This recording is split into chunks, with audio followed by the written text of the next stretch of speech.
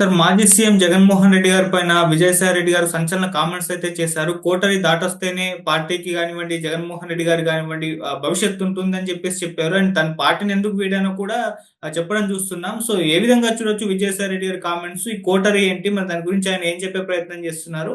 మరి ఆయన కామెంట్స్ ని మీరు ఏ విధంగా చూస్తారు సార్? ఈ రోజు విజయసాయి రెడ్డి ఒక బాంబు పేల్చాడని చెప్పొచ్చు. వైసీపీకి సంబంధించి, జగన్‌కి సంబంధించి. ఇప్పటివరకు ఆయన బహిరంగంగా మీడియాతో జగన్‌కి యాంటీగా మాట్లాడలేదు. ఓన్లీ జగన్ ఒక మీటింగ్‌లో, ప్రెస్ మీట్‌లో అడిగినప్పుడు జగన్‌ని విలేకరులు అడిగినప్పుడు, విజయసాయి రెడ్డి ఎందుకు రాజీనామా చేశాడని అడిగినప్పుడు, మా వాళ్ళు ఇప్పుడు నలుగురు రాజీనామా చేశారు రాజ్యసభకు సంబంధించి.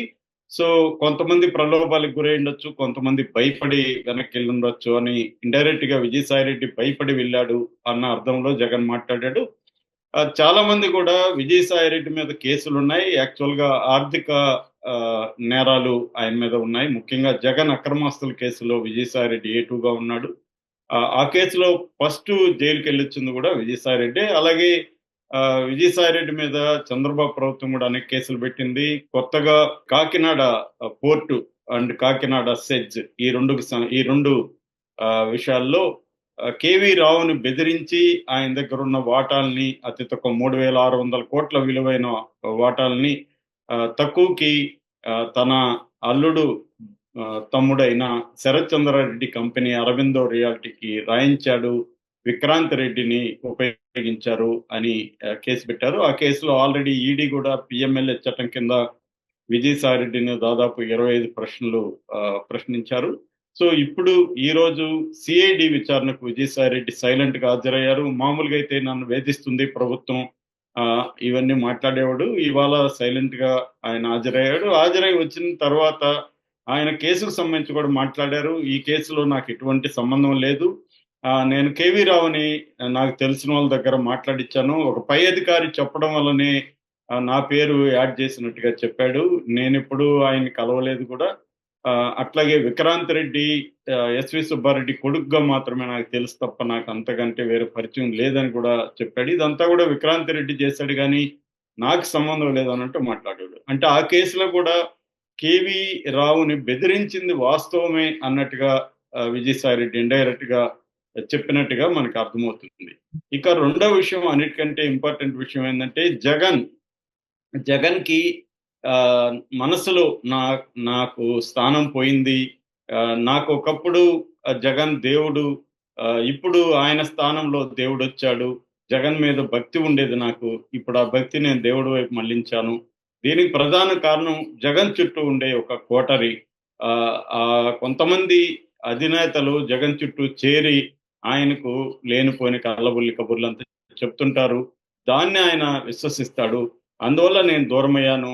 నాకు భయం లేదు. నేను అనేక అవమానాలు పడ్డాను వైసీపీలో. అనేక అవమానాలు భరిస్తూనే వైసీపీలో ఉన్నాను. దీనికంతటి కారణం జగన్ కోసమే ఉన్నాను. ఇప్పటికి కూడా నేను ఆయన మంచి కోరుకుంటున్నాను. జగన్‌కి ఎంతో భవిష్యత్తుంది. కాకపోతే ఆయన కోటరీని పక్కన పెడితే ఆయనకి భవిష్యత్తుంటది. కోటరీ గాని ఉంటే మాత్రం జగన్‌కి కష్టాలు తప్పవు. ఈ రాష్ట్రానికి, పార్టీకి, ప్రజలకు కూడా దానివల్ల ఇబ్బందులొస్తాయి. జగన్ స్ట్రాంగ్‌గా ఉండాలంటే కోటరీని పక్కన పెట్టాలి. ఇది విజయసాయిరెడ్డి మాట్లాడిన ఎసెన్స్. ఆయన మాట్లాడిన దాంట్లో ఏమాత్రం అవాస్తవం లేదు. ఆయన ఓపెన్‌గా చెప్పడం అనేది అభినందించాల్సిన విషయం. ఎందుకంటే ఎప్పటినుంచో వైసీపీలో ఉన్నవాళ్ళే.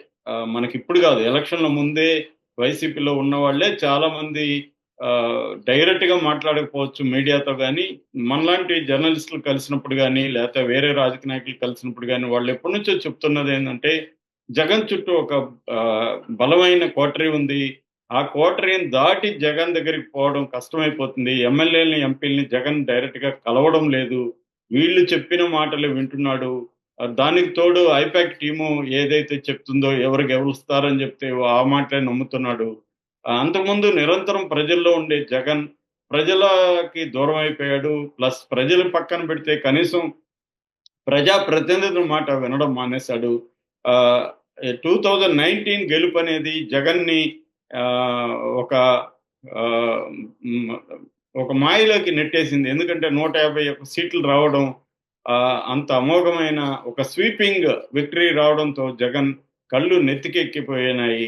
ఇదంతా నా వల్లే జరిగింది అనే ఒక భ్రమలోకి వెళ్ళిపోయాడు. దీనివల్ల జగన్ వర్సెస్ జనం, నన్ను జనం గెలిపించారు కాబట్టి నేను జనానికి బటన్ నొక్కి డబ్బులిస్తే సరిపోతుంది, మళ్ళీ నన్ను గెలిపిస్తారు అనే ఒక మాయలోకి వెళ్ళిపోయి ఈ క్వార్టరీ మాటలే వినడం అనేది జరిగిందనేది ఎప్పటినుంచో ఉన్న విమర్శే.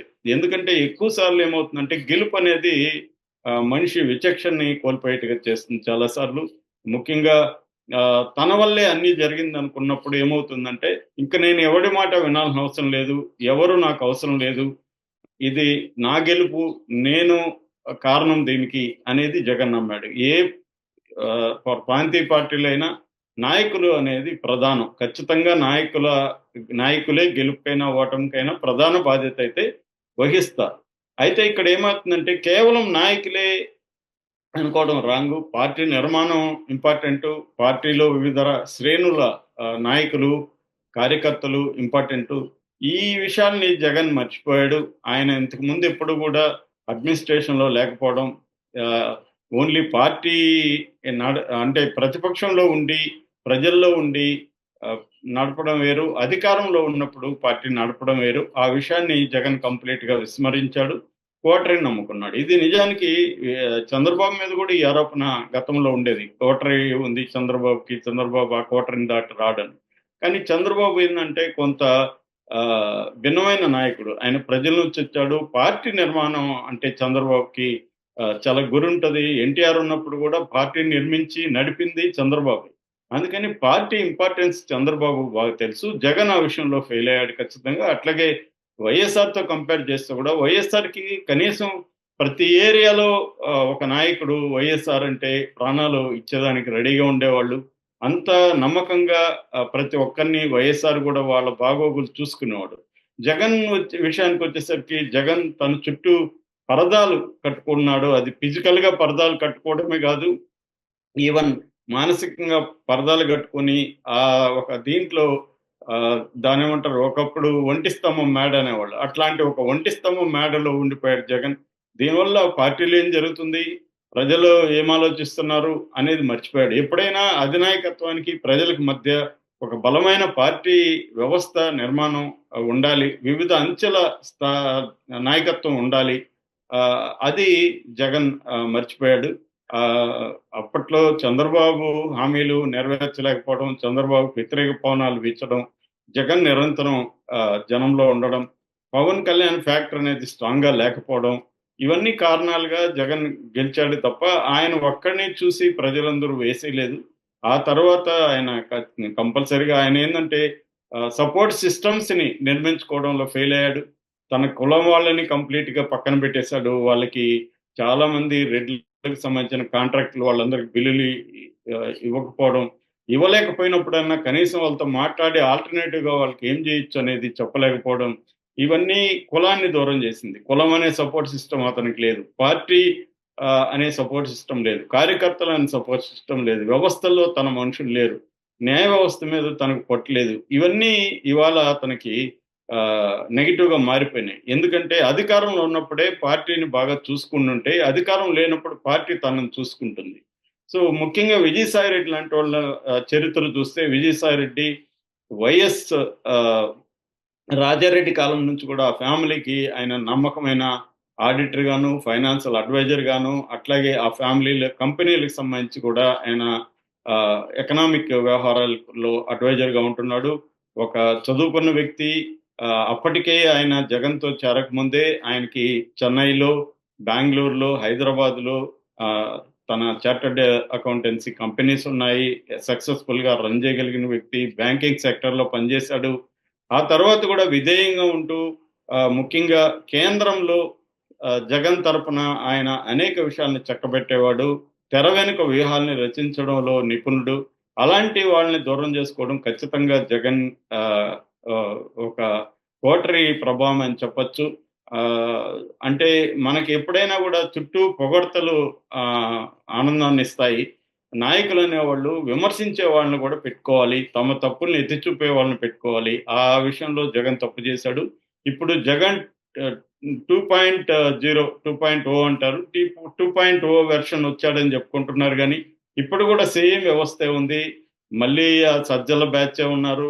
ఆ పాత కోటరీని అట్లాగే ఉంది. ఎవరిని మార్చట్లేదు అన్న విమర్శలు జగన్ అభిమానుల నుంచే వస్తున్నాయి. దాన్ని విజయసాయిరెడ్డి కుండ బద్దలు కొట్టినట్టుగా చెప్పాడు. ఎక్కడా జగన్ మీద అతను నెగెటివ్‌గా మాట్లాడలేదు. జగన్‌ని ప్రేమిస్తూనే జగన్ లోపాల్ని ఆయన చెప్పాడు. ఇప్పటికైనా జగన్ ఈయన మాటల్ని సీరియస్‌గా తీసుకోవాలి. తన లోపాలేంటి? తన కోటరీ ఏంటి? దీన్ని ఎలా బ్రేక్ చేయాలి? ప్రజలకి ద్వితీయ శ్రేణి, తృతీయ